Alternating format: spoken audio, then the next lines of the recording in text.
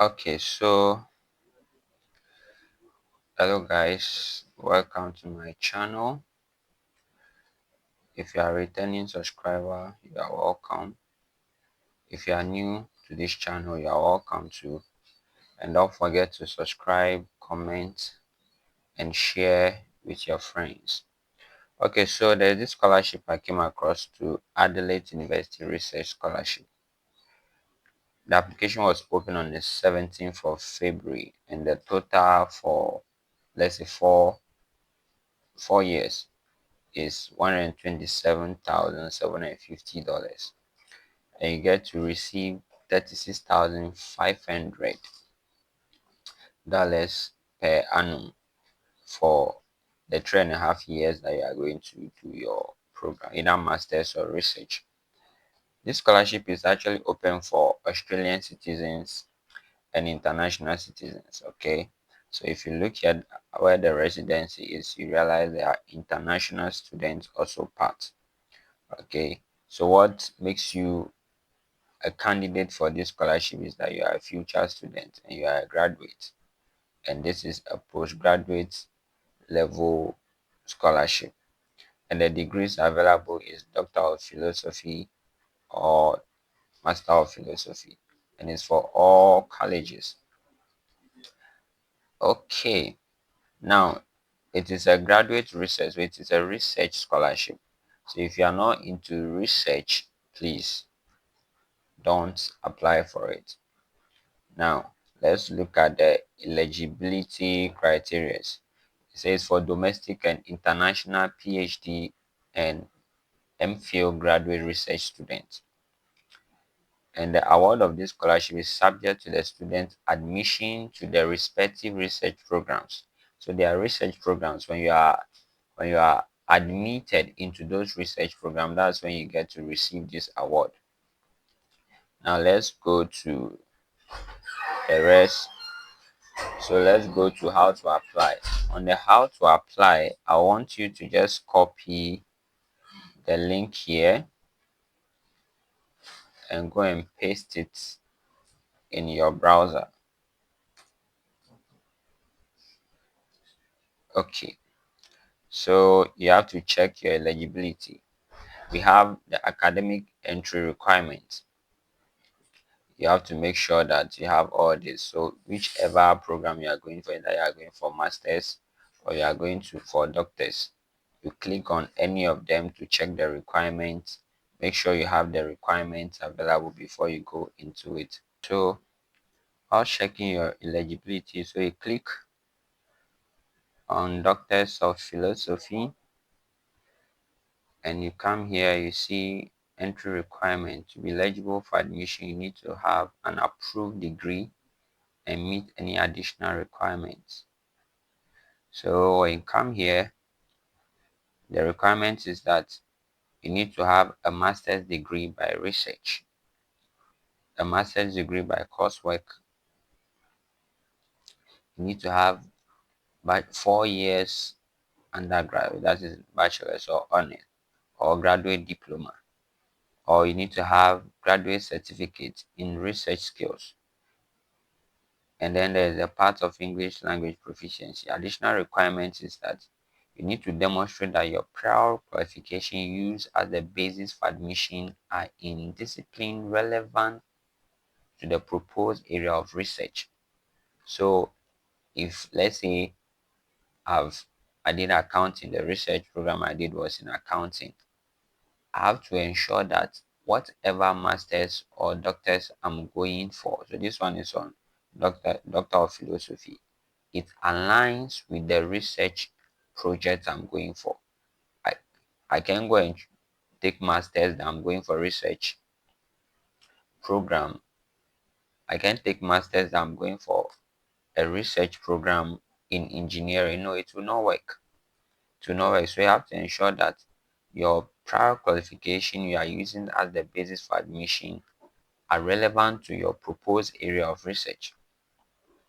And you also have to take note that admission to a research degree at Adelaide University is conditional on the availability of sustainable advisory panel and resources to support the proposed project. So that's why it is important that you find a supervisor. Okay. And the other requirements are the English proficiency requirement. Then let's check out. So let's go back. So if we go back, let's check Masters of Philosophy. So if you check Masters of Philosophy, down to the requirements look quite the same.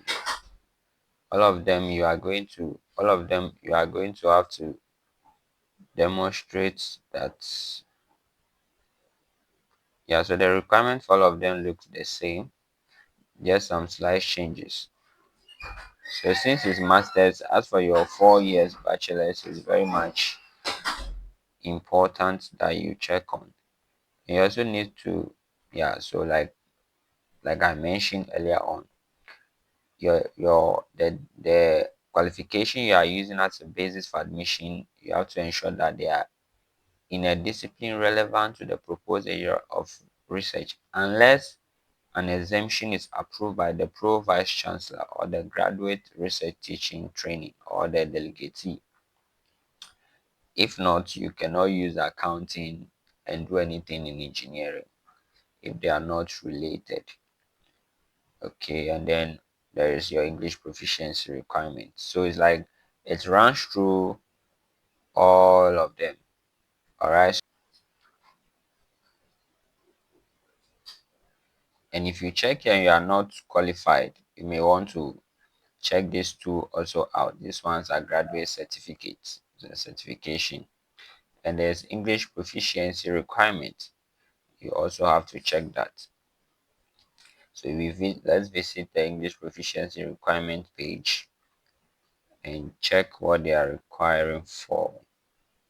Okay, so if you are an international student from non-English speaking background, so it means if you are from a country where they don't speak English, it means you are going to have to submit an English proficiency exam. So either you are submitting the International English Language Testing System, so they are all listed here. And for me, I'm from Ghana. I'm from a country where we are taught in English and our exams are taken in English. So because of that, there's no need for me to submit an English proficiency exams. Okay, so let's go back. Let's go back. All right, so we are back. Then the second one is you review scholarship round timelines and eligibility. That's the step number 2. But one of the things I'm more concerned about is the step 3. You have to find a supervisor. Okay, the school require that you find a supervisor. Why? Because at the end of the day, the supervisor is going to have to put it in writing that yes, I've accepted to supervise you in this and this research program. If not, you will not be able to even get admitted. You will not even be able to complete your application without the supervisor's acknowledgement of the fact that you have written to him. So I've made a video on how to send an email, how to write to supervisors requiring for them to supervise you or to grant you funding. I'll put the link also under this video. Do well to watch it. All right, so after you've contacted the supervisor and you have that established, there are some things you need to get in place. The supervisor will likely ask you to send them relevant documentation such as your CV, your transcripts, and your English test results. That's if you are not from English speaking country. Before they will invite you to an interview to even determine if you are a suitable match. So if you are applying, ensure that you check the document requirements, get all those documents, and you can, whilst you send the supervisor the first email, you can attach all these things to make the thing easier so that the next time the supervisor will get to you is to acknowledge that okay, yes, I've accepted to supervise you or to grant you funding. And you have to ensure that your research work actually aligns with the So you go to the platform.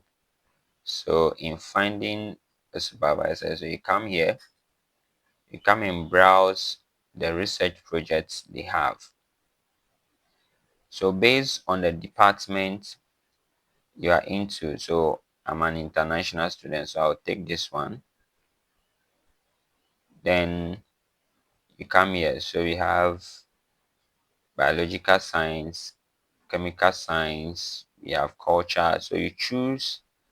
So let's say, mm, is there, okay, there's nothing accounting related here. So okay, let's go for engineering.